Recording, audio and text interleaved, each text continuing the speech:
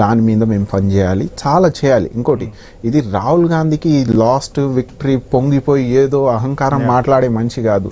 మేము ఇప్పటికీ చెప్తున్నాం, అదే గాంధీయన్ ఫిలాసఫీలో మేము పనిచేస్తున్నాం. సర్వోదయ అన్న కాన్సెప్ట్లో ఓడిపోయాంగా, నెక్స్ట్ ఏంటి, ఇంకా బెటర్ ఎలా అవ్వగలుగుతాము. నా అబ్జర్వేషన్లో భాగంగా కాంగ్రెస్ పార్టీ బూత్ మేనేజ్మెంట్ అనేది చాలా హై ప్రయారిటీలో తీసుకోవాలి. ఐడియాలజీని బేస్ చేసుకొని కార్యకర్తల్ని తయారు చేసుకోవడం ఎంత ఇంపార్టెంట్లో బూత్ మేనేజ్మెంట్ చేయడం కూడా అంతే సిగ్నిఫికెన్స్. ఇది నాకు తెలిసి నా లాంటి యువకులకి, ఫ్యూచర్ ఆస్పిరెంట్ పొలిటీషియన్స్ అందరికీ, నేనైతే కార్పొరేటర్కి, అదే మాధాపూర్ డివిజన్కి, కానీ అసెంబ్లీ లెవెల్ డిఫరెంట్ కాన్స్టిట్యుయెన్సీస్కి డ్రీమ్ ఆస్పిరేషన్ చేసుకున్న యువ నాయకులు కావచ్చు, ఎవరైనా సిట్టింగ్ ఎమ్మెల్యే కూడా కావచ్చు, వాళ్ళకి నా అబ్జర్వేషన్లో భాగంగానే చాలా హంబుల్గా చెప్పేది ఏంటంటే booth management is the essence of election.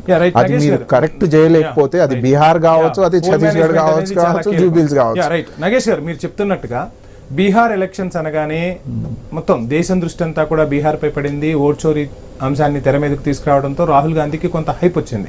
కానీ ఈ హైప్ ని నిలబెట్టుకుంటూ ముందుకు సాగలేకపోయారు. పొత్తులో సీట్ల పంపకంలో లేట్ అయిపోయింది, ప్రచారము లేట్ అయిపోయింది. ఓవైపు మోడీ, అమిత్ షా మొత్తం బీజేపీ అగ్రనాయకత్వంతో ప్రచారం చేస్తుంటే కాంగ్రెస్ నుంచి మాత్రం రాహుల్ ఒక్కరే అయిపోయారు. సో ఎక్కడ ప్రచారంలో దూకుడు ప్రదర్శించలేకపోయారు. అక్కడి నుంచే స్టెప్స్ వెనక్కిపడ్డాయని మనం భావించట. అంటే ఒక హైప్ వచ్చిన తర్వాత ఆ హైప్ ని కొనసాగించలేని పరిస్థితి ఎందుకు వచ్చిందంటారు? హైప్ అనేది మీ అబ్జర్వేషన్ అండి. ప్రచారంలో భాగంగా 100% రాహుల్ గాంధీ ఎంతవరకు చేయాలి, కాంగ్రెస్ కార్యకర్త, కాంగ్రెస్ పార్టీ ఎంతవరకు చేయాలో 100% మా ఎఫిషియన్సీ మేము ఇస్తాము, ఇవన్నీ ఓ భాగం అయితే గ్రౌండ్ లెవెల్లో బూత్ మేనేజ్మెంట్కి రాహుల్ గాంధీ రాలేడు. నేను ఇప్పుడు సౌత్ ఇండియాలో ఉంటా, తెలంగాణలో, బీహార్లో వెళ్ళి బూత్ మేనేజ్మెంట్ చేయలేను. కాంగ్రెస్ పార్టీ ఓవరాల్గా పార్టీ రూపంలో మనం చూస్తే పార్టీ వీక్ అయింది కాబట్టి పార్టీ కార్యకర్తల్ని జనరేట్ చేసుకోవాలి. At the same time booth management అనేది చాలా ఎసెన్స్. 1కి 10 సార్లు నేను ఇదే చెప్తున్నాను. అది చేయని పక్షాన మీరు ఎంత హైప్ క్రియేట్ చేసినా, మీకు ఎంత బూమ్ వచ్చినా, అక్కడ మీరు వీక్ పర్ఫార్మెన్స్ ఇస్తే ఎన్నటికి గెలవలేరు. సమ్వేర్ నా అబ్జర్వేషనే ఇది. ఐ బిలీవ్ దట్ మా కాంగ్రెస్ పార్టీ బూత్ మేనేజ్మెంట్లో పనిచేయాల్సిన అవసరం అయితే ఉంది అన్నది నా ఆలోచన అండి. మొత్తంగా ఎలా చూస్తున్నారు? బీహార్లో మరలా నితీష్ కుమార్ కు పట్టం కట్టారు. ఓ రకంగా చెప్పాలంటే ఇది నితీష్ కుమార్ కి, తేజస్వికి కాదు, రాహుల్ కి, మోదీకి మధ్య యుద్ధం అన్నట్టుగా నడిచిన పరిస్థితి. సో ఏం చెప్తారు సార్? ఒకటి, వాస్తవంగా ప్రజలు రాహుల్ గాంధీ గారి మాటల్ని కావచ్చు, కాంగ్రెస్ పార్టీ నాయకుల మాటల్ని కానీ నమ్మలేదు. ఎందుకంటే ఈ రోజు ప్రజల్ని ఓట్ చోరీ అని చెప్పేసి, ఫేక్ ఓటర్స్ అని చెప్పేసి ప్రజల్ని సోషల్ మీడియా వేదిక గందరగోళంగా చేస్తున్నారు. సో అక్కడ విఘ్నులు కాబట్టి బీహార్ అసెంబ్లీ ఎన్నికల్లో మేము డబుల్ సెంచరీ దిశగా ముందుకెళ్ళాం. ఇందాక మన సోదరులు అన్నారు సర్వోదయ గురించి. ఓకే, వాళ్ళ పార్టీకి సంబంధించిన strategic mind set Sarvodaya planning. So మా పార్టీకి కూడా ఒక ప్లానింగ్ ఉంది, అంత్యోదయ ప్లానింగ్. అంటే పేద ప్రజలకు, అట్టడుగు వర్గాలకు సంబంధించిన వాళ్ళకి సంక్షేమ పథకాలు చివరి వర్గానికి అందడం కూడా అంత్యోదయ. అందుకే ఈ రోజు భారతీయ జనతా పార్టీకి బీహార్ అసెంబ్లీ ఎన్నికల్లో ఒక్కటి, ఇందాక నేను సర్వోదయ అన్నాను, మీరు నేను పాలస్తీన్ కావచ్చు, ఏది మనకు డిఫరెన్స్ కాదు, అందరం కనెక్టెడే. ఒకరు మన సొసైటీలో వీక్ ఉన్నారు అంటే ఈక్వల్ హార్మ్ఫుల్ రెస్పాన్సిబిలిటీ మంది కూడా. ఇందాక అన్నగారు అన్నారు అంత్యోదయాన్ని అన్న యోజన కట్టింది కాంగ్రెస్ పార్టీయే, బట్ అంత్యోదయ వాళ్ళ ఫిలాసఫీలో భాగం అన్నాడు. కానీ అది కాదు వాళ్ళ ఫిలాసఫీ. అది వాళ్ళ ఫిలాసఫీ సోదరుడు తర్వాత చెప్తాడు తెలుసుకొని. ఒకవేళ అంత్యోదయాన్ని మీ ఫిలాసఫీ అయితే 89 to 95% మన దేశ జనాభా పీడిఎస్ మీద ఎలా డిపెండ్ అయి ఉంది. మాట్లాడే ముందు పేదరిక నిర్మూలన అన్న అంతేగా, అంత్యోదయ అంటే లాస్ట్ బెనిఫిషియరీ వాళ్ళేగా, మెయిన్ స్ట్రీమ్ డెవలప్మెంట్ లోనే రావాలిగా, అల్టిమేట్లీ అదే జరగాలి కదా. ఈ దేశం సంపాదిస్తున్న 4 ట్రిలియన్ ఎకనామీ ఏ విధంగా పంచుతున్నారు మీరు? పాపులేషన్ జనగణనే చేయలేదు. ఇప్పుడు ఎస్సీ, ఓబీసీ, ఎస్టీ ఎంత మంది ఉన్నారు, రేషియోనే తెలియదు నీకు. మీరు అడిగిన దానికి నేను సమాధానం చెప్తున్నా. ఈ రోజు దేశంలో వరుసగా 3 సార్లు భారతీయ జనతా పార్టీకి అధికారం ఇచ్చారు. అంతకుముందు అధికారంలో ఉండేది ఎవరు? కాంగ్రెస్ పార్టీ. కాంగ్రెస్ పార్టీ వ్యవస్థలను నిర్వీర్యం చేసింది, దేశాన్ని భ్రష్టు పట్టింది. ఈ రోజు ఎందుకు ఒక విషయం, కేటీఆర్ లాంటి వ్యక్తులు కూడా ఈ దేశాన్ని భ్రష్టు పట్టించింది కాంగ్రెస్ పార్టీ. డైవర్ట్ అవ్వకండి, మీరు కాంగ్రెస్ పార్టీ. నేను చెప్పిన కాంగ్రెస్ పార్టీ ఏం చేసింది? అదే భాగ్రానగర్ నుంచి, నాగార్జున సాగర్ నుంచి శ్రీరామ్ సాగర్ ప్రాజెక్టులు కట్టింది ఇదే కాంగ్రెస్ పార్టీ. ఈ రోజు అన్న ఇక్కడ కూర్చున్న చెప్తున్నాడు చూడండి, ఇదే కావేరీ హిల్స్ కి రోడ్ నుంచి ఎలివేషన్ కన్స్ట్రక్షన్ వరకు పర్మిషన్ ఇచ్చింది ఇదే కాంగ్రెస్ పార్టీ. ఈ లైట్ నుంచి ఈ టెలివిజన్ వరకు information technology so called IT sector major share అంటున్నారు కదా, ఇదే కాంగ్రెస్ పార్టీ ఇచ్చింది. బీజేపీ ఇచ్చింది ఏందో చెప్పమని చెప్పండి అన్న. ఇప్పుడు నేను నా డైరెక్ట్ క్వశ్చన్, లాస్ట్ 12 years లో మీరు తీసుకున్న డైరెక్ట్ పాలసీ ఏందో చెప్పండి. ఈ రోజు నేషనల్ హైవేస్ అవాస్తాలు, మందిర్, మస్జిద్, ముజ్రా అనడం, బిల్లు, హిజాబ్, హలాల్, ఇదా ప్రైమ్ మినిస్టర్ ఆఫ్ ఇండియా ఇప్పటి వరకు ప్రెస్ కాన్ఫరెన్స్ ఇవ్వలేదు. కెనడాతో యుఎస్ తో టారిఫ్ ఎంత తెలుసా? మీ రూలింగ్, బీజేపీ రూలింగ్ టారిఫ్ ఎంత అండి? 80% 80% టారిఫ్. H1B వీసా ఏమవుతుంది? ఇండియన్ ఓవర్సీస్ లో ఉన్న ఇండియన్స్ ఏందండి అవసరాలు చెప్తున్నారు? మీరు చేసింది ఏది? మరి ఈ వాస్తవాలు ఎందుకు రాహుల్ బీహార్ ప్రజలను ఆకట్టుకోలేకపోయారు? వాస్తవాలు రాహుల్ గాంధీ చెప్పాలని లేదు. నేను రాహుల్ ఎందుకు బీహార్ ఓటర్లను కాంగ్రెస్ వైపు మళ్లించుకోలేకపోయారు? మరి సార్ అదే చెప్తున్నా నేను. మేము ఎంత కష్టపడ్డా, సత్యాన్ని బేస్ చేసుకొని ప్రజల్లో ఎంత వెళ్ళినా బూత్ మేనేజ్మెంట్ దగ్గర వీక్ అవుతున్నామేమో అన్నది నా ఆలోచన. నేను అదే చెప్తున్నా. 100 చరిత్ర ఉన్న కాంగ్రెస్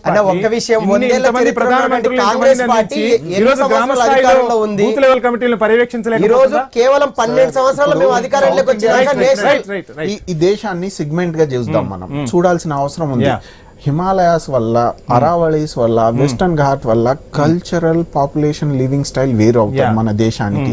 ప్రతి ఒక్క రాష్ట్రానికి వెళ్తే లాంగ్వేజ్ డిఫరెన్స్ ఉంటుంది. మనం గౌరవించాలి, యాక్సెప్టెన్స్ ఉండాలి. హిందీ అనేది రబ్ చేయొద్దు.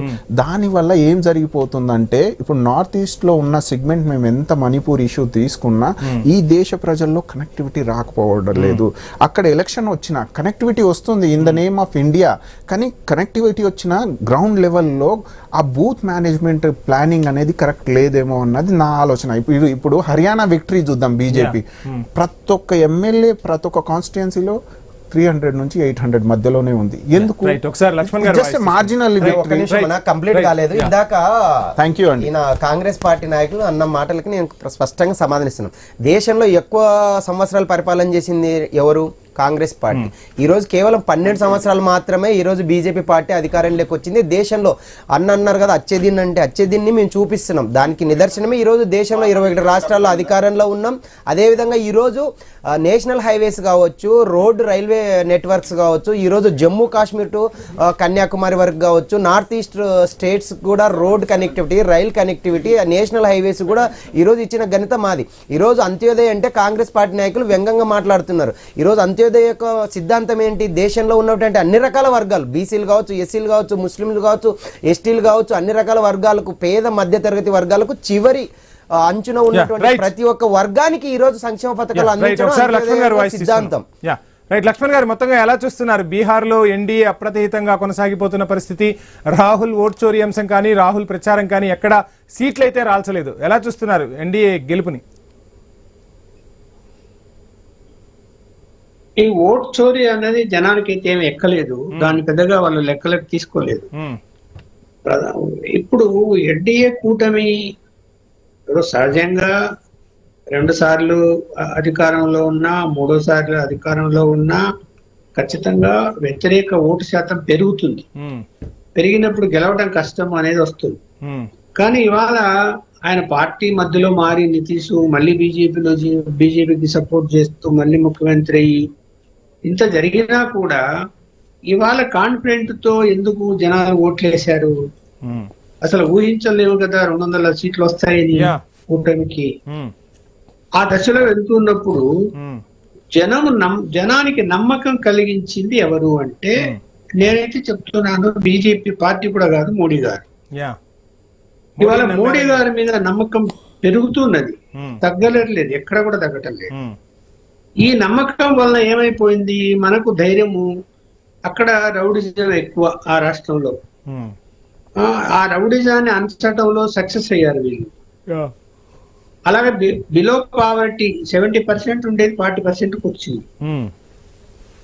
అలాగే లిటరసీ మాత్రం ఇంకా అది తగ్గటం లేదు. ఎందుకంటే ఎక్కువ శాతం మంది ఇతర రాష్ట్రాలకు వెళ్ళి పనులు చేసుకుంటూ, పిల్లల్ని కూడా చదివించకుండా వాళ్ళను అలాగే కూర్చోబెట్టుకొని చిన్నపిల్లలతో కూడా పనులు చేపిస్తూ ఎడ్యుకేషన్ లేకుండా చేస్తున్నారు. దానికి కారణం ఏంటి? ఎందుకు వెళ్తున్నారు ఇతర రాష్ట్రాల కంటే? అక్కడ పరిశ్రమలు పెరగటం లేదు. పరిశ్రమలు పెరిగి ఉపాధి కల్పించాలి. ఆ విషయంలో ఇప్పుడు ఈ కూటమి ప్రభుత్వం కూడా పెద్దగా సక్సెస్ కాలేదు. అయితే ఏంటంటే ఎన్నికల ముందు మహిళలకి 10,000 రూపాయలు వాళ్ళు జమ చేయటం, తర్వాత కొన్ని హామీలు ఇవ్వటం, వ్యక్తిగతమైనటువంటి హామీలు, ఇవన్నీ కూడా అంటే హామీలకు వ్యతిరేకమని చెప్తున్న బీజేపీ చివరకు దేశం మొత్తం ఒక జపం చేస్తే బీహార్ లో మాత్రం ఉచితాలకు సంబంధించి జపం చేసింది భారతీయ జనతా పార్టీ. జపం చేశారు. సో ఇవన్నీ ఇప్పుడు పేద వర్గాలు ఎలా ఉంటాయి? అట్రాక్ట్ అవుతారు, గ్యారంటీగా అవుతారు. అట్రాక్ట్ అయ్యారు. అన్నిటికి మించి ఏంటంటే ఇక్కడ బీజేపీ, నితీష్ కుమార్, తర్వాత ఎల్జేపీ అంటే పాస్వాన్, ఈ ముగ్గురు కూడా ఐకమత్యముతో ఎక్కడ అభిప్రాయ భేదాలు రాకుండా సీట్ల పంపిణీ విషయంలో గానీ ప్రచారంలో గానీ సక్సెస్ఫుల్ గా ముందుకెళ్లారు. ఇది జనానికి నమ్మకం కలిగింది బాగా. అరే ఈ గవర్నమెంట్ మళ్ళీ వస్తే మనకి ఏదైనా చేయగలుగుతారు అని.